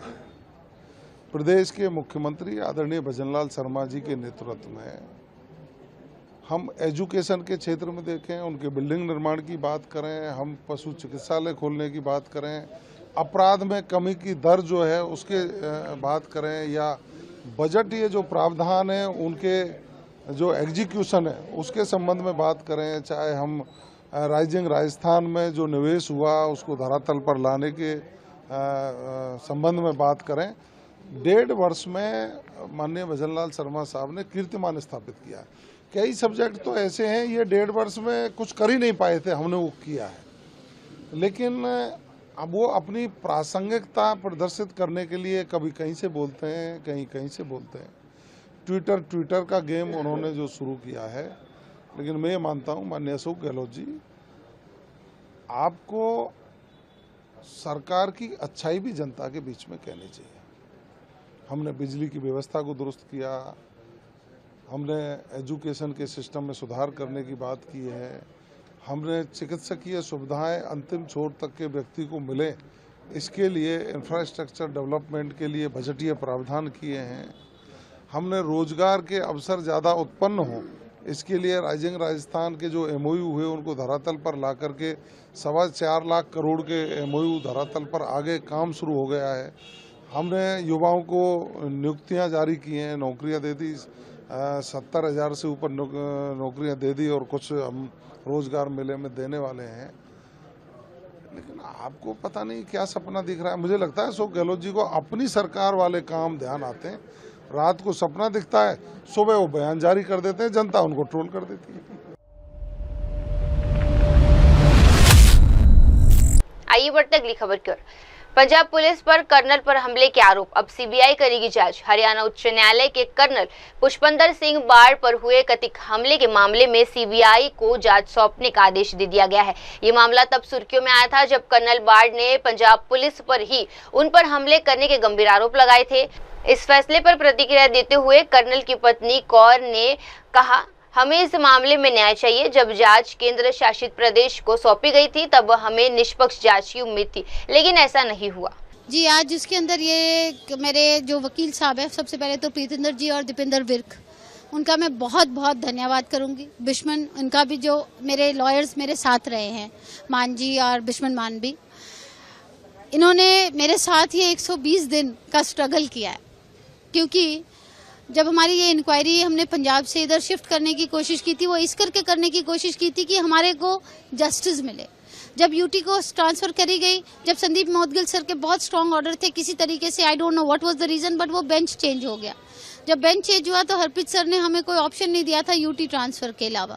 जब यूटी ट्रांसफर हुई तो हमने फिर एक उम्मीद जगाई, बट पिछले 1-1.5 महीने से हमें इंट्यूशन हो गई थी कि UT is not doing a fair investigation, क्योंकि यूटी ना इनको पकड़ रही थी और बोल रही थी हम रेड कर रहे हैं, हम फलां कर रहे हैं। ये यूटी का एक तरीका था। इन्होंने क्या किया, 3 महीने तक ये ऐसे ही घूमते रहे। अब ये कोशिश कर रहे थे जो FIR में धाराएं लगी हैं उनको माइल्ड कर दिया जाए, नॉन बेलेबल को बेलेबल वाली बना दी जाए। जिससे कि ये बस स्टेटमेंट लेके एक चार्जशीट कंप्लीट कर दें कि ये बोगस एफआईआर कर दें, जो आज जज साहब ने बोला कि इसको बोगस करके खत्म करने की कोशिश करी जा रही थी। और जज साहब ने क्लियर बोला कि आई एम श्योर कि ये इन्वेस्टिगेशन फेयर नहीं हो रही है, आपके जवाब और आपकी कार्रवाई से ही पता लग रहा है। उन्होंने बहुत स्ट्रांगली बोला कि this is not, I am not doubting your this thing, but this investigation is not done fair, you have been approached by people, this is clear, so that's why this investigation can not be done in fair manner with you. तो इस करके हम इसको CBI को transfer कर रहे हैं। और मैं संदीप मोदगिल सर, अपने अनूप चितकारा जी और राजेश भारद्वाज सर, इनका बहुत बहुत, मैं भगवान के बाद ये मेरे लिए भगवान हुए हैं कि जिन्होंने इतने स्ट्रांग ऑर्डर मेरे को, जिस यूनिफॉर्म की इज्जत के लिए मैं लड़ रही हूँ उस यूनिफॉर्म को इज्जत देने के लिए इन्होंने मेरा साथ दिया। और मेरे जो लॉयर्स थे, प्रीतिंदर जी, दीपेंद्र विर्क सर और बिश्मन जी और अमृत, इन्होंने सब ने मेरा शुरू से साथ दिया और मेरे साथ खड़े रहे इस लड़ाई में। So I can be not more thankful to them than this. आप संतुष्ट हैं सीबीआई को? जी बिल्कुल। अभी ये जो 4 एसएचओस के एनकाउंटर केस हैं, जो फेक एनकाउंटर केस, जिसकी कल आपको पता ही होगा 17 तारीख को मंडौर एनकाउंटर की भी डेट लगी हुई है, जो इन्होंने फेक एनकाउंटर करे हैं, तो वो सारे एनकाउंटर केस भी है। इन्वेस्टिगेशन अब शुरू होएगी कि एफआईआर डिले कहाँ से हुई। जो यूटी ने हमें बोला कि हम इन्वेस्टिगेट नहीं करेंगे एफआईआर डिले, हम तो खाली इंसिडेंट को करेंगे, तो वहीं से हमें पता लग गया था जब तुम इन्वेस्टिगेशन कहाँ डिले हुई है, किस कारण हुई है, वही चेक नहीं कर रहे तो तुम हमें जस्टिस क्या दोगे। हाँ, हम शुरू भी आपको पता है सीबीआई चाहते थे कि हमें फेयर। अब देखिए, हम एक रेपुटेड फैमिली से हैं, 120 दिन से मैं रोड में घूम रही हूँ जस्टिस के लिए, और आगे भी पूरी जिंदगी लग जाए मगर मैं जस्टिस के लिए, आई विल टेक जस्टिस।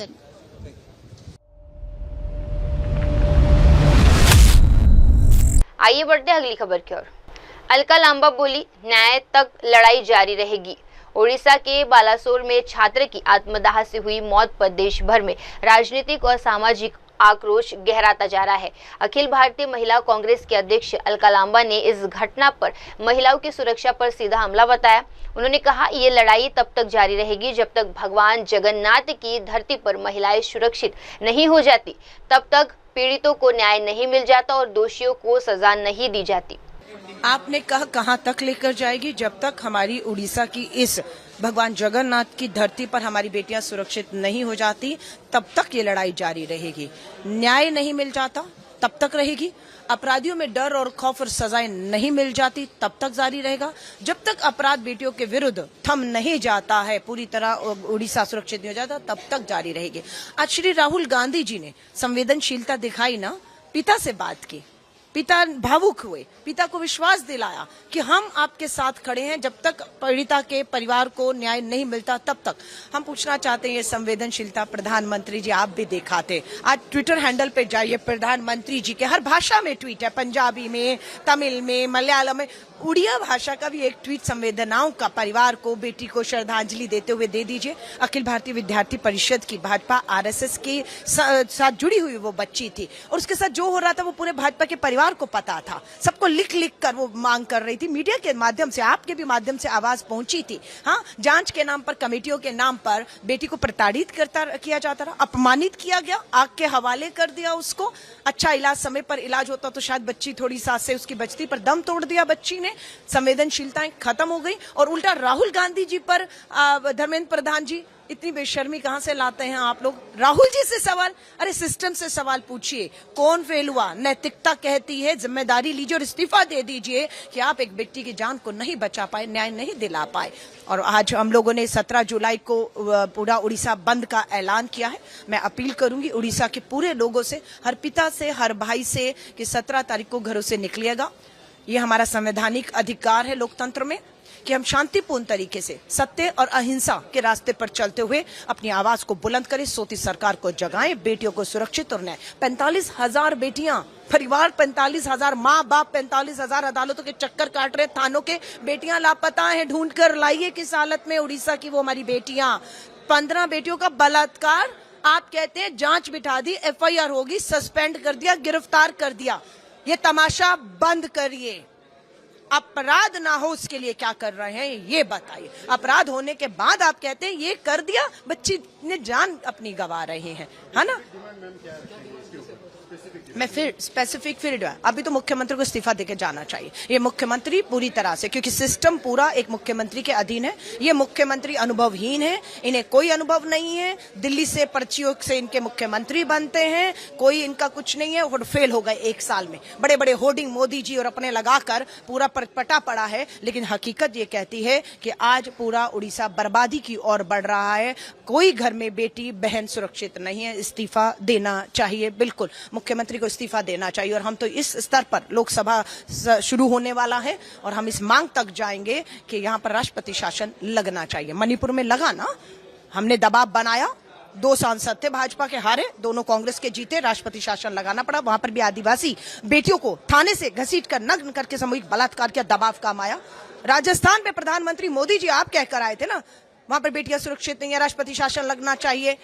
आज उड़ीसा में क्यों नहीं राष्ट्रपति शासन लग जाना चाहिए जब बेटियों के साथ इस तरह से अपराध हो रहा है। और राहुल जी दोबारा लौटेंगे, प्रियंका गांधी जी भी आएंगी, ये हम लोग विश्वास दिलाने आए हैं उड़ीसा की बेटी बहनों को, पीड़ित माता और पिता परिवारों से। आप अकेले नहीं हैं इस न्याय की लड़ाई में, पूरी कांग्रेस का परिवार आपके साथ न्याय का हक मिलने तक खड़ा है। आइए बढ़ते अगली खबर की ओर। संजय राउत का आरोप, 350 करोड़ के सड़क टेंडर घोटाले में पूर्व महापौर की भूमिका। शिवसेना यूबीटी राज्यसभा सांसद संजय राउत ने महाराष्ट्र की नई महानगरपालिका के कथित तौर पर करोड़ों रुपए के घोटालों का खुलासा करते हुए राज्य सरकार पर तीखा हमला बोला है। एक प्रेस कॉन्फ्रेंस में उन्होंने कहा कि मुंबई, ठाणे, नासिक, पुणे और मीरा भाईंदर जैसे शहरों में 350 करोड़ रुपए से ज्यादा घोटाले हुए हैं। राउत ने आरोप लगाया कि इन शहरों में स्थानीय निकाय चुनाव नहीं कराए जा रहे हैं और सरकार प्रशासकों के जरिए काम चला रही है। घोटाला है, सीएम को क्या मामला है सर? बात ऐसी है, महाराष्ट्र के सभी महानगर पालिका में इस प्रकार के घोटाले चल रहे हैं। लोकल बॉडीज में चुनाव नहीं हुए, एडमिनिस्ट्रेटर है, तो सरकार उनके माध्यम से काम कर रही है। लेकिन मुंबई देखो, ठाणे देखो, नासिक देखो, पुणे देखो, कल्याण डोंबिवली, मीरा भाईंदर, सब जगह पे घोटाले चल रहे हैं। मीरा भाईंदर में 70,000 का कचरे का डब्बा ले रहे हैं, डस्टबिन 70,000 करोड़ों रुपए का घोटाला। अहिल्यानगर एडमिनिस्ट्रेटर, वहां के सभी अधिकारी, वहां के एक्स कॉर्पोरेटर्स, एक्स मेयर मिलकर 350 करोड़ का घोटाला किया है। 750 से ज्यादा जो रोड का काम निकाला, वो रोड का काम हुआ ही नहीं। अब जाकर देखिए लोगों की हालत क्या है। बारिश में लोग सड़क पर चल नहीं सकते, गाड़ी की बात छोड़ दो, तो पैसा कहाँ गया? मैंने सीएम साहब को ये बोला है कि भाई ये तो आप देखिए, आप बार बार बोलते हैं भ्रष्टाचार को मैं बर्दाश्त नहीं करूंगा। आपके सामने भ्रष्टाचार हो रहा है, देखो। लगातार आप नहीं, वो कार्रवाई नहीं करेंगे। उम्मीद कर रहे हो? नहीं, मैं उम्मीद में नहीं करता हूँ, लेकिन मेरा काम मैं करता रहूंगा। और जब मेरे 100 लेटर पूरे हो जाएंगे भ्रष्टाचार के, तो उसका किताब का विमोचन में मोदी जी के हाथ से करूंगा। चले, थैंक यू। सुप्रीम कोर्ट ने कहा इस तरह पोलिटिकल पार्टी जाति को लेकर जो राजनीति कर रही है, ये देश की एकता पर खतरा है। तो खतरा निकाल दो, खत्म करो। सुप्रीम कोर्ट है, मार्गदर्शन मत करो। आदेश। आइए बढ़ते अगली खबर की ओर। दिल्ली के कई स्कूलों में बम की धमकी बोले सौरभ भारद्वाज। दिल्ली में एक बार फिर कई स्कूलों को बम की धमकी वाले ईमेल मिले हैं, जिससे छात्रों, अभिभावकों और स्कूल प्रशासन में दहशत फैल गई है। आम आदमी पार्टी के नेता और दिल्ली सरकार के मंत्री सौरभ भारद्वाज ने इस घटनाक्रम पर चिंता जताते हुए कहा, ऐसे में ईमेल लगातार मिल रहे हैं। ऐसे कुछ होने पर अभिभावक घबरा जाते हैं और हमें बच्चों को लेने स्कूल दौड़ना पड़ता है। पिछले 1 साल में इस मानसिक तनाव से जूझ रहे हैं कि लगातार इस तरीके की धमकियों वाले ईमेल्स आते हैं। प्राइवेट स्कूलों के लिए आते हैं, सुबह सुबह लोग बच्चों को स्कूल छोड़ के आते हैं, अपने दफ्तर पहुंचे ही होते हैं कि स्कूल से पैनिक कॉल आनी शुरू हो जाती है कि आप अपने बच्चों को ले जाएं। लोग अपना दफ्तर, अपना काम धंधा छोड़ के वापस स्कूलों में भागते हैं। एक एक इंडिविजुअल बच्चों को लेने के लिए माँ बाप को जाना पड़ता है, क्योंकि स्कूल बस तो सुबह छोड़ जाती है। अब स्कूल बस उस बच्चे को लेके वापस दोपहर में 2 बजे आएगी, तो आप समझ सकते हैं कि स्कूल बस तो छोड़ नहीं सकती। तो हजारों बच्चों के हजारों माँ बाप पिछले 1 साल से ये एक्सरसाइज कर रहे हैं।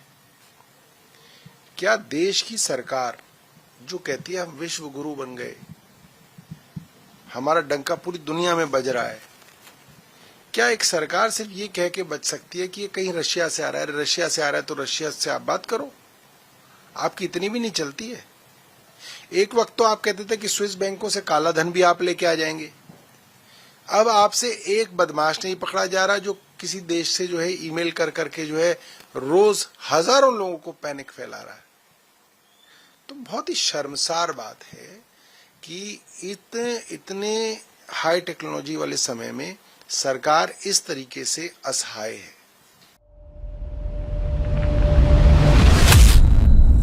आइए बढ़ते अगली खबर की ओर। सीलमपुर में सद्भावना शिविर का उद्घाटन। दिल्ली विधानसभा में विपक्ष के नेता और पूर्व मुख्यमंत्री आतिशी ने सीलमपुर विधानसभा क्षेत्र में आयोजित सद्भावना शिविर के उद्घाटन के अवसर पर कहा कि इस शिविर में हिंदू, मुस्लिम, सिख और ईसाई भाइयों ने मिलकर कांवड़ यात्रियों का भव्य स्वागत किया। ये आयोजन दिल्ली की मशहूर गंगा जुमनी तहजीब का सबसे बड़ा बेहतरीन उदाहरण रहा। आज सीलमपुर विधानसभा में सद्भावना कैंप का उद्घाटन हुआ है। हिंदू, मुस्लिम, सिख, ईसाई सभी भाई मिलके शिव भक्तों का, कांवड़ियों का स्वागत करते हैं। ये सद्भावना कैंप दिल्ली की असली गंगा जमुनी तहजीब का प्रतीक है। कई नेता, कई राजनीतिक दल अपने फायदे के लिए, चुनाव के लिए हिंदुओं को, मुसलमानों को, सिखों को, ईसाइयों को आपस में भिड़ाने की, लड़ाने की कोशिश करते हैं। लेकिन आज यहाँ पे सीलमपुर के लोग ये दिखा रहे हैं कि दिल्ली वाले सब धर्म के, सब जाति के, सब भाषा बोलने वाले एक हैं, एक थे और एक रहेंगे।